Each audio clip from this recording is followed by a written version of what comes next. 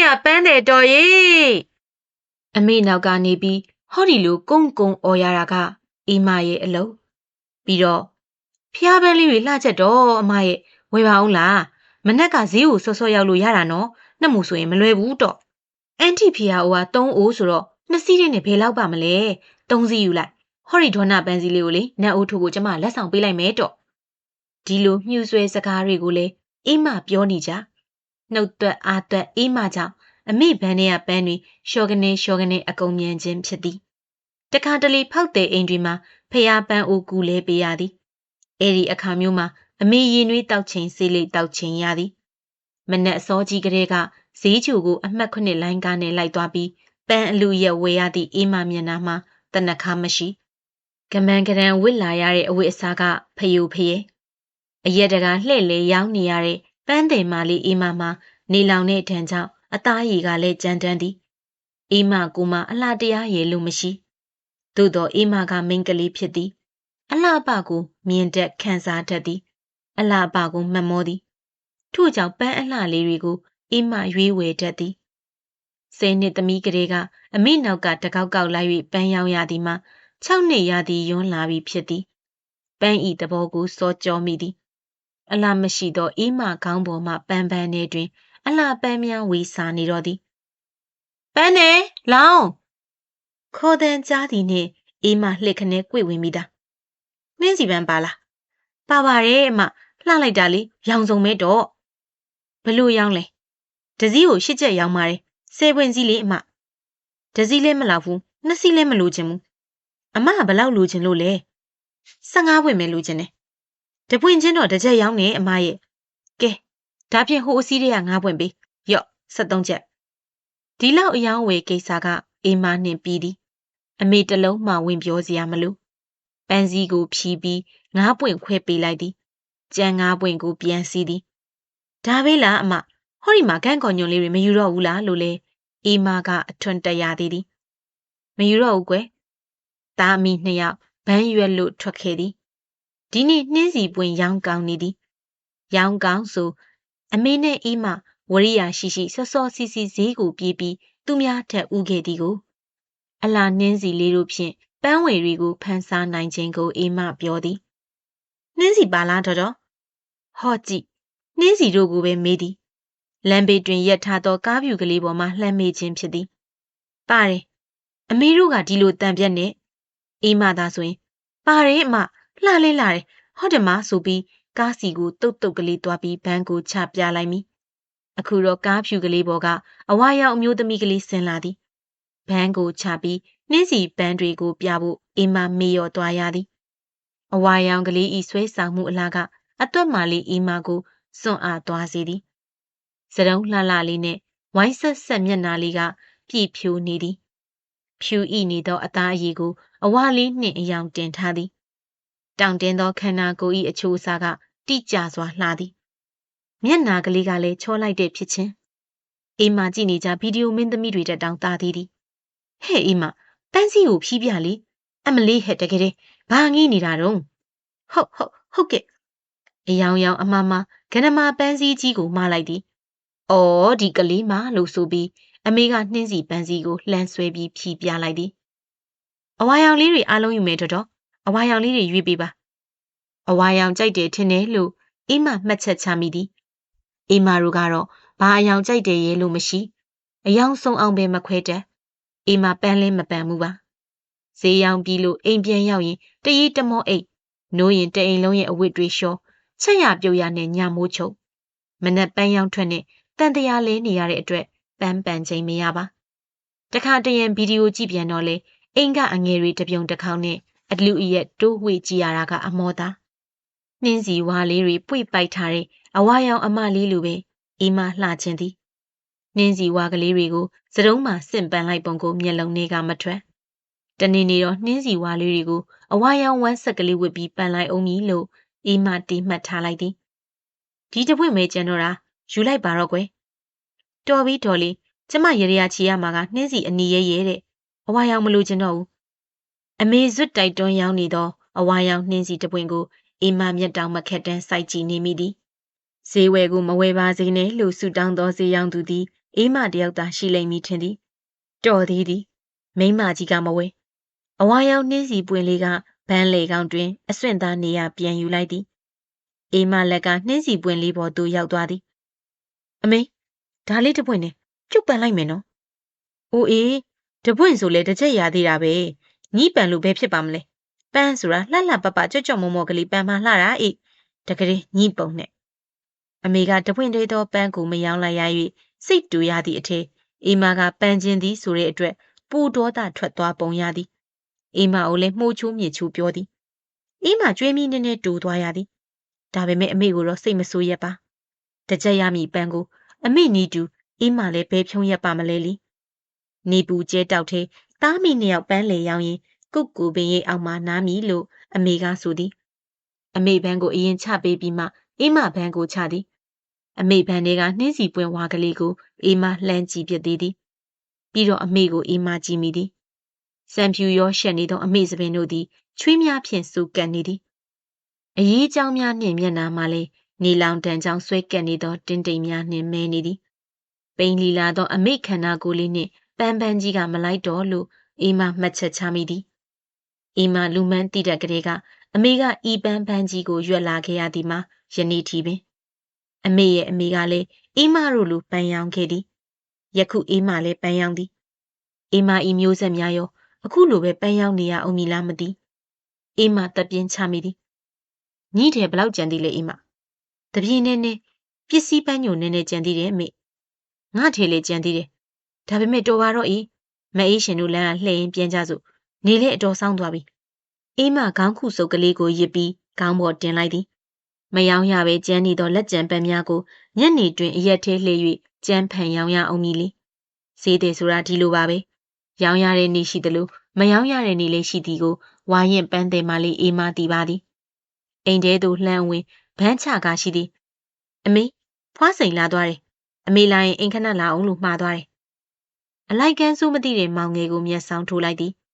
အပူထဲခြေချင်းလျှောက်ပြန်လာရသောအမေကိုရင်ဝဆောင့်ကန်လိုက်သလိုပင်အမေမောသွားပုံကိုကြည့်ရင်အေးမမောသွားရသည်ဖွားစိန်ဆိုသည်မှာအေးမတို့ပန်းရောက်နိုင်မှုပန်းရင်ထုတ်ပေးထားသူဖြစ်သည်အေးမတို့ကနေ့စဉ်ငွေသွင်းသွားရသည်တလားပြင်းရင်အတိုးရောအရင်မှကြေသွားတတ်သည်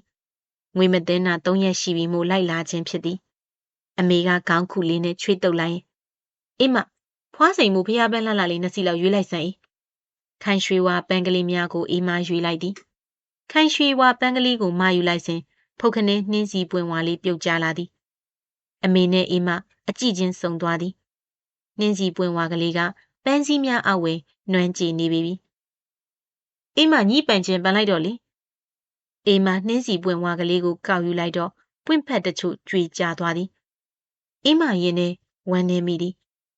ကျုပ်မပန်တော့ပါဘူးအမေအေးမမချစ်သူရှိသည်အေးမနှင့်တရက်ထဲနေသူဖိုးထင်ဖြစ်သည်ဖိုးထင်ကဈေးကြိုအတွင်းကပွဲရုံအလုပ်သမားတဦးဖြစ်သည်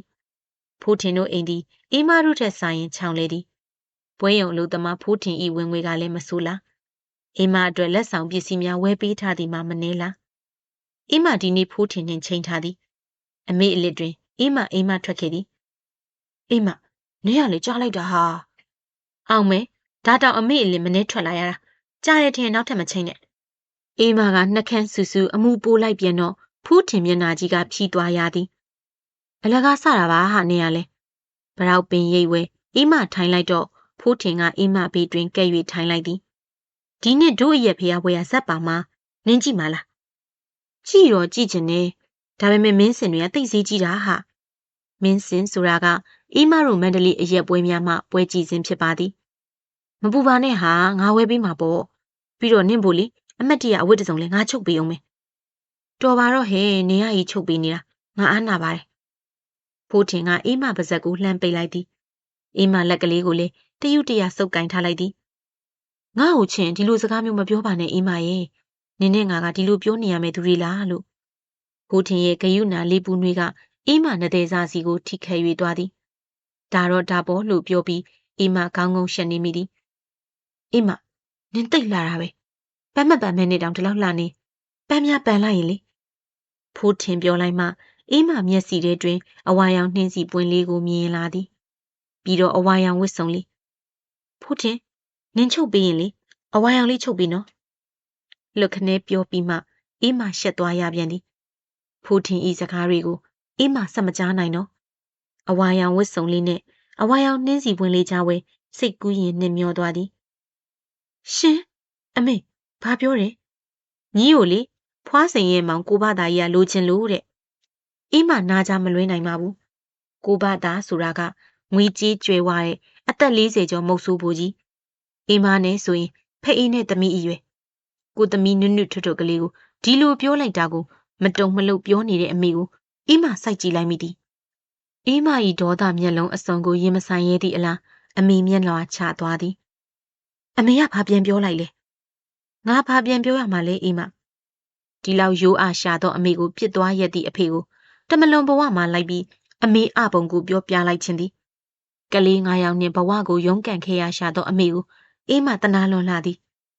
အမေနဲ့အေးမတို့ကိုနှိပ်စက်နေသောတတဝါကောင်ကြီးကိုအေးမအမှုန့်ကျိတ်ပစ်လိုက်ခြင်းသည်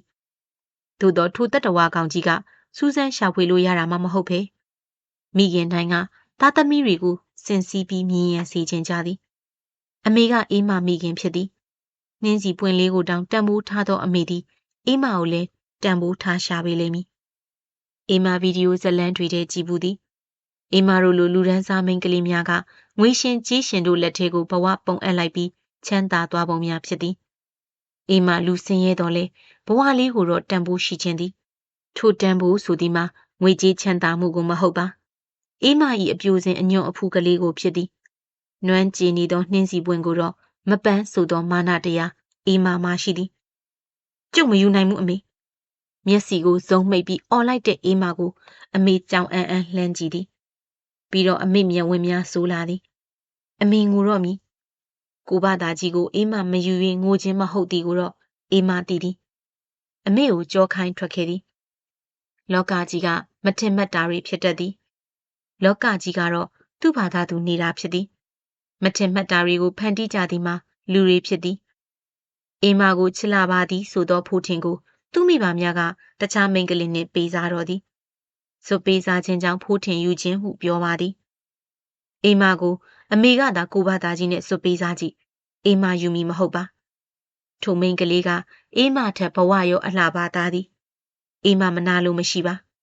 သူ့အကျိုးပေးနေသူမို့ငိုယုံမှတပါအေးမမတက်နိုင်ခဲ့ပါငွေကြေးနှင့်အရာရာကိုအနိုင်ယူမခံလို့သောအေးမအနိုင်ယူခံလိုက်ရသည်သို့သောအေးမဘဝကိုမဟုတ်အေးမအချစ်ကိုသာအနိုင်ယူခံလိုက်ရခြင်းဖြစ်သည်ဒီနေ့ဖိုးထင်မင်္ဂလာဆောင်သည်တရက်ထဲနေသူတွေမှုမနှက်မိုးမလင်းခင်ကဖွင့်နေသည့်အတန်ချဲဆက်တန်ကြောင့်အေးမအိယာမနိုးနေရသည်အေးမ၏အသေးကွဲမျက်ရည်တွေကိုဘယ်သူကအတိအမှတ်ပြုပါမလဲအေးမငိုးနေရတယ်လို့ဘယ်သူကိုပြောရမှာလဲဖိုးထင်နှင့်မင်္ဂလာဆောင်ရင်အဝါရောင်လေးဝစ်ပြီးနှင်းစီပွင့်ဝဝလေးတွေစင့်ကားပန်းလိုက်မိစိတ်ကူးများကနေလာနှင်းပြောက်ဖြေရချပြီသည်အညတရပန်းတယ်မလေးအေးမပန်းတပွင့်ပန်းရဖို့မလွယ်လှပါလားအေးမထတော့လေထမင်းချက်ပြီးပြီဈေးသွားစို့အမေလန်းတို့တော့အေးမအိယာကလူလေထားရသည်မျက်နာတစ်ပြီးတနခါလိမ့်ချင်လာမိသည်ထူးထူးခြားခြားဒီနေ့အေးမလှချင်နေမိသည်အဝါရောင်ဝမ်းဆက်ဝစ်အဝါရောင်ပန်းလေးပန်ပြီးမင်္ဂလာခမ်းမတွေမှာတတို့သမီးလေးအဖြစ်ဝင့်ထဲနေခြင်းမိသည်ငါယူမြနေသလားလို့ကုကူကိုဆန်းစစ်မိသည်အိုးငါမယူပါဘူးဟော့ဟူဟာအမေလေးဟော်ရီတချင်းတန်ကဖိုးထင်မင်္ဂလာဆောင်ကဖွင့်တာပြီးတော့ဈေးသွားဖို့အထိငါသိနေတာပဲအေးမစေတသိက်ကချွေသိပ်၏